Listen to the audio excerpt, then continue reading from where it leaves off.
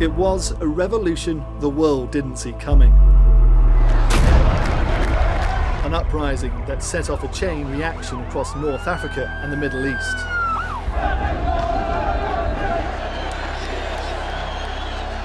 The Arab Spring was born in Tunisia, a revolt against repression inspired by an act of desperation and defiance. The actions of this man, a vegetable seller, Mohamed Bouazizi, forced the most powerful man in the country to flee. Zine al-Abidine Ben Ali, who ruled for more than 2 decades, brought down by anger and protest.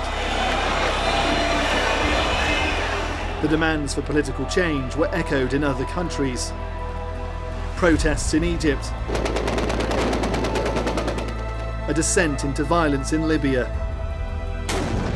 chaos and bloodshed in Syria and elsewhere. If the Arab Spring taught us anything, it is that there is no one easy way to remove a regime. And even when a revolution is considered successful, securing the ideals of that revolution can be even more difficult.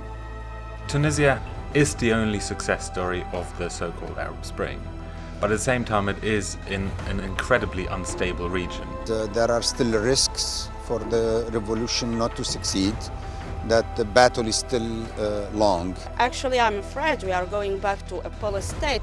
Tunisia has been widely praised. The country has been largely stable. Democratic elections, a new constitution, and a coalition government are held up as proof of progress. 4 Tunisian organisations even won the Nobel Peace Prize. But the country's economy is struggling. 3 major terror attacks have threatened stability. 5 years after Tunisia's revolution, hopes remain unfulfilled. There are again riots on the streets, the biggest protests since the uprising. For many, optimism has turned to disillusion and anger.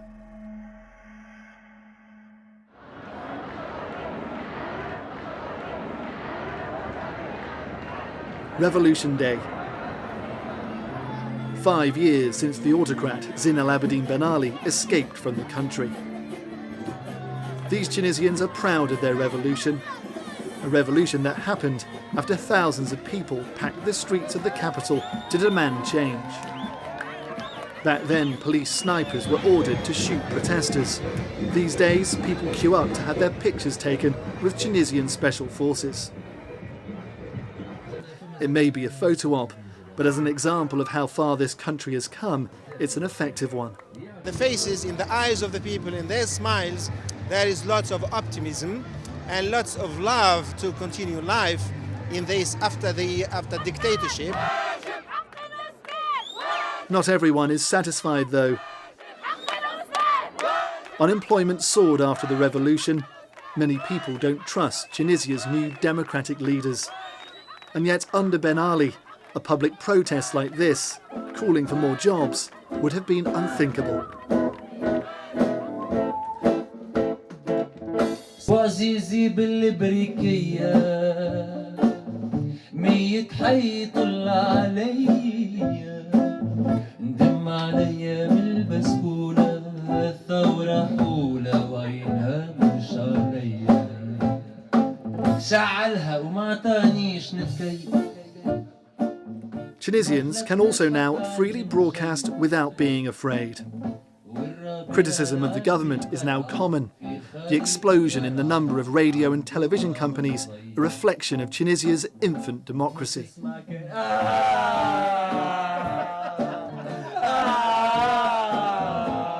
The media here has opened up, no longer repressed, but still far from happy with the situation. When Ben Ali is in power, we haven't the power. When we sang before, there was a lot of problems and taboos. But after the revolution, we found freedom of speech, so we can express ourselves. We talk about everything we want. On a trouvé l'expression.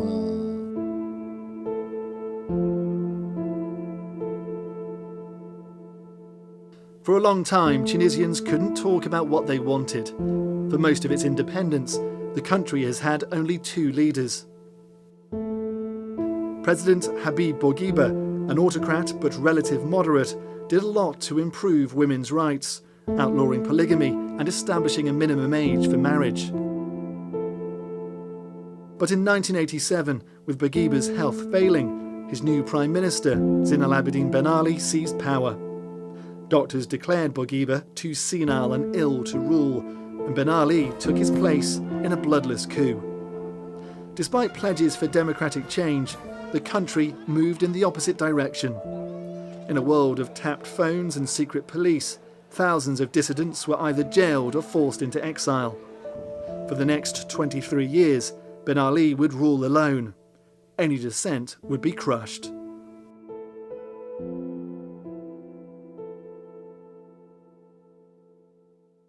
Modern-day Tunisia is undoubtedly a different place. In the 5 years since Ben Ali fell, political discussion has flourished. This generation has been able to vote in largely fair elections, and power has shifted between the main political forces.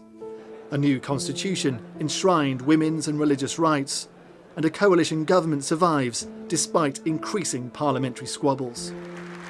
The new president, Beji Said Essebsi, promises to meet the demands of the people, but the optimism of those early revolutionary days has faded.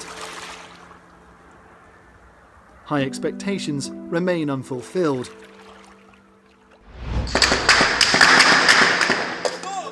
And last year, 3 major terror attacks shook the country.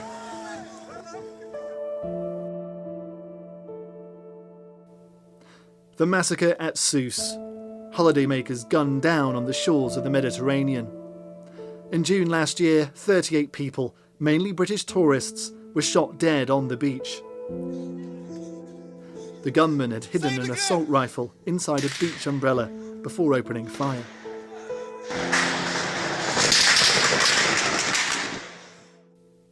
Saifuddin Rezgeh had been trained in Libya and is said to have been inspired by Daesh, also known as ISIS.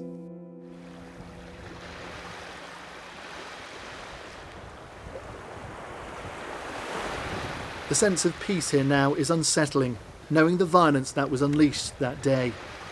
The beach almost deserted, apart from a few fishermen. Nearly 70 hotels here, normally open in the winter, have shut their doors as guests stay away. The hotels were fully booked. It was hard to get flights, it was hard to get hotels in the summertime when you haven't pre-booked. Now, the hotels are closed, only a few hotels are open and they're not fully booked. It's really, really sad, yeah. It's more than 6 months since the attacks and the ramifications are still being felt. This holiday paradise is now off limits for many tourists. The British Foreign Office, after the attacks, warned against all but essential travel to Sousse and the rest of the country. British officials say more attacks are highly likely. The government insists security is its top priority. They give the terrorists what they want. I understand the reaction of the British, but it's the Tunisian people who pay the price. After the warning from Britain, almost all tourists stopped coming here. The #1 priority of our government is security. And stability is also important because it's essential to restarting the economy and to encourage tourists to come again.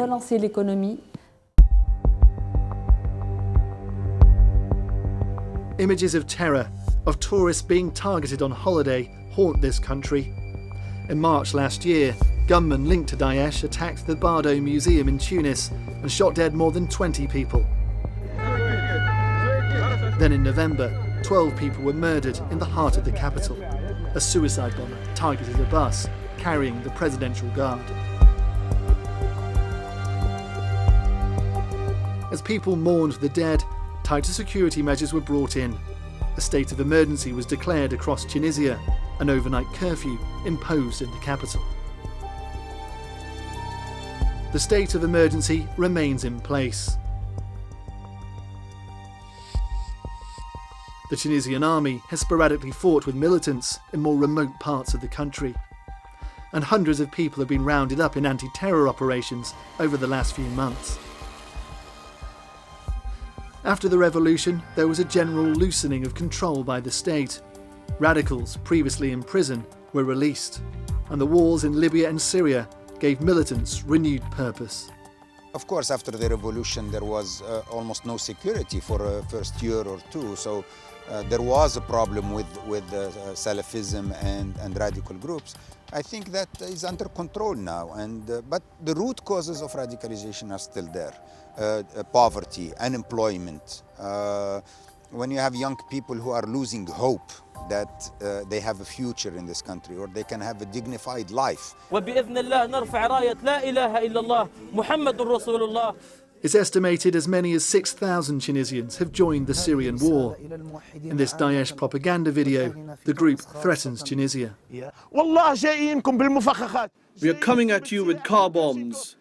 We are coming to you with Kalashnikovs. People here fear men like this will come to Tunisia to launch attacks. Travelling through Tunisia's rural towns, signs of economic neglect are everywhere. This is a country where for many their hopes for the future have turned into hopelessness. We've just had another phone call from the tourist police. It's actually the 8th phone call we've had this morning already, and they know we're going to Ben Gardan, and they say they're going to meet us here. They want to speak to us. This is Ben Gardan, a worn-out town on the Libyan border known for smuggling. Something the authorities don't like advertised. These makeshift stalls are home to illicit money dealers, processing cash from Libya, Algeria and elsewhere. Some are also middlemen in the smuggling trade. We came to Ben Gardan though because it's one of the main suppliers of fighters to Syria, a small town that's become known as a hub for Daesh recruitment. It's been for a long time something of a hotbed of radicalization. I mean, back in 2006, al-Zarqawi, the then head of Al-Qaeda in Iraq, which would later turn into Islamic State, said something like, if only this town was near Fallujah, then we could liberate all of Iraq tomorrow. People in the mosques here have, in the past, been accused of radicalizing men to fight. The town suffers from high unemployment, and it's not far from Libya and Daesh training camps. But one imam insists fewer people are leaving. To be honest, I think young people had no knowledge. There was no education. And after the revolution, there was chaos everywhere. So everyone had their own way of thinking. But now, things are slowly getting better. So young people are staying here. Do you know people who have gone to fight in Syria or Libya? No. Not from here. From somewhere else. I have to go and pray now.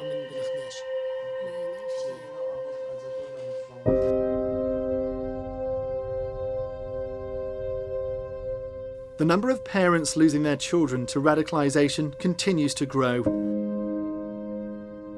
Mohammed's son, Masood, travelled to Syria more than 3 years ago. He was 24 and was talked into going, his father says, after he went to Libya to find work. He's a young man. He didn't know any better. The militias in Libya may have talked him into it. Only God knows what happened. They may have sold him for money. We don't know. Mohammed says his son was captured by Bashar al-Assad's forces. He is held in a prison in Damascus. A human rights group met him and other prisoners. I couldn't go because I couldn't afford it. Like other parents, his appeals for his child to come home have so far failed. Away from the mosque, the police were keeping a close watch. Every day while travelling across Tunisia, the authorities would check up on what we were doing. In Ben Gardan, we kept filming as we were taken to the police station and detained, questioned for 30 minutes about who we were speaking to. Less than an hour after being released, we were stopped again, this time by the military police, checking over our paperwork. Tunisia's media may be freer, but the authorities are still distrustful, and press freedom certainly doesn't feel particularly free. The more we travelled through the country, the more we heard the same thing. There has been change, but nowhere near enough. Tunisia's new government has promised to respect civil liberties, but the judiciary and police are still accused of human rights violations. Under new anti-terror laws, suspects can be held in jail for 2 weeks without access to a lawyer.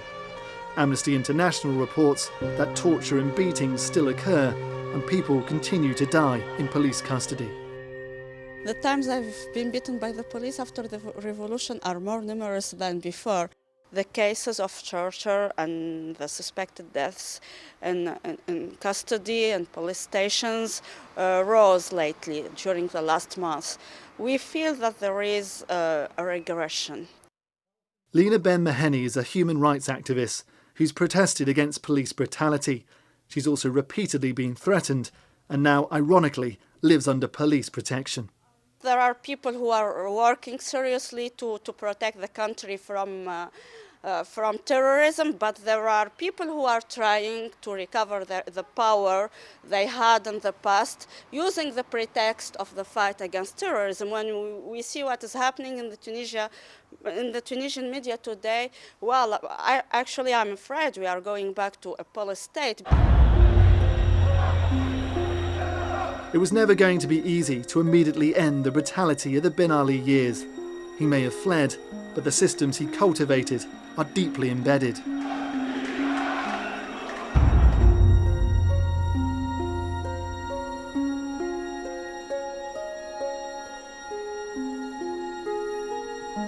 Five years since the revolution, Tunisians are reflecting on what's been achieved. The uprising began after this man, Mohamed Bouazizi, killed himself in the small city of Sidi Bouzid. Police had confiscated the vegetable seller's equipment. In frustration, he doused himself in petrol and set himself alight, leading to huge protests. His cousin shows me the spot where Mohamed set himself on fire outside the governor's office. When he poured the fuel, he set himself on fire like this, and it burned his neck and his jacket, and he started to run. Mohamed's vegetable cart is now cast in stone as a permanent memorial. One of the country's poorest had changed the course of Tunisia's history. But Mohamed's cousin doesn't believe enough has changed. The people regret the revolution because, even more than before, the dictator is back. This government uses terrorism. Every time we ask for some rights, they say they must fight terrorism first. Do you personally regret the revolution now? Do you feel that Mohamed Bouazizi, your cousin, he died in vain? Yes, because some of those in power with Ben Ali are back. They still rule the country. Everyone is thinking for themselves. No one wants to help the country.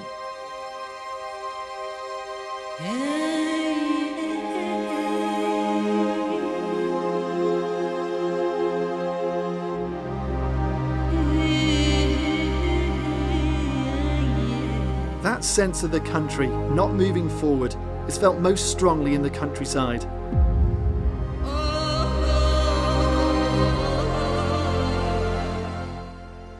Time and again, people in Tunisia's rural communities said they felt forgotten.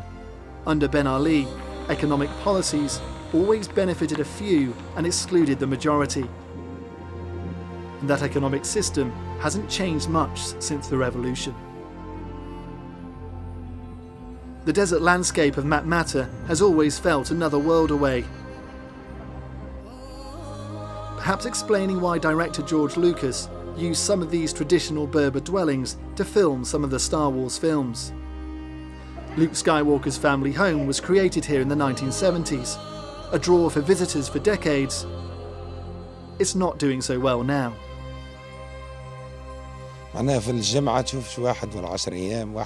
Tourism, it's really hard now. Almost no people come here. On average, 1 or 2 international tourists visit a week. It's catastrophic. The hotel turned movie set has long traded on its Star Wars connections, but the possibility of terror attacks has caused tourist numbers to plummet. This place, in fact, this whole town, is largely dependent on tourism. The hotels, the restaurants, the tour guides, they've all based themselves here and developed over the decades because of the Star Wars films. But international tourists are no longer coming, and there's no sign of them returning. Towns like this across Tunisia face the same challenge: unemployment. They have freedom and peace, but no work.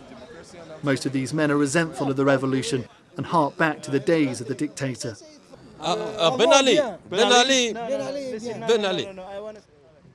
The economic grievances that inspired the uprising against Ben Ali remain unresolved, and some are so aggrieved by the lack of progress they want Ben Ali back.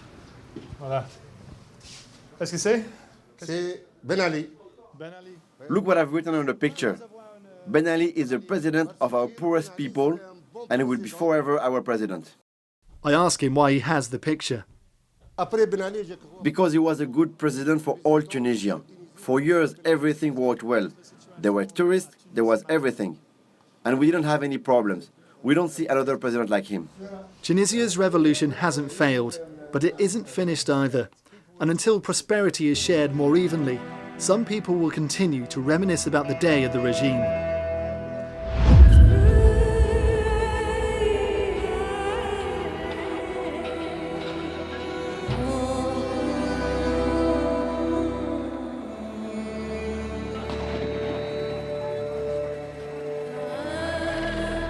The feeling of hopelessness, that things haven't improved, has particular resonance with young people. In Kasserine recently, protesters calling for jobs fought with riot police. The demonstrations spreading to other towns and cities. A storm of stones and tear gas again playing out on the streets. In Sidi Bou Aziz, where the Arab Spring began, flames outside the governor's office, where Mohamed Bouazizi set himself on fire. A national curfew's been declared. The new protests, the biggest test to Tunisia's stability since the fall of Ben Ali. There are many forces that want to destroy this model in our region, to end the last hope of a successful democracy in the Arab world and the Muslim world. Tunisia has overcome a lot. But for many people, the fight for the revolution's ideals isn't over.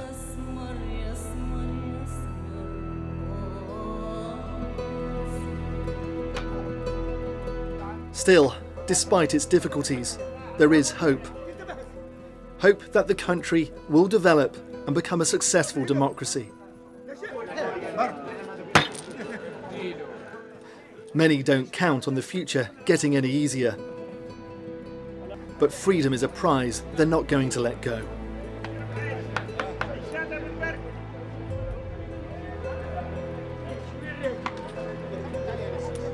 There has been much progress. Tunisia has held democratic elections, formed a coalition government. Compared to other countries in the region, it has been largely stable. But there is a growing frustration. The expectations raised by the revolution were always going to be impossible to fulfill, and the economic and security issues mean the gains of the revolution are vulnerable.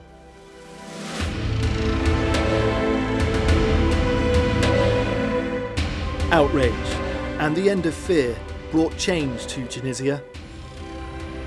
But while the West likes to present the country's revolution as a success story, the reality is far more complex. Many Tunisians are not ready to declare victory. For them, the revolution isn't over.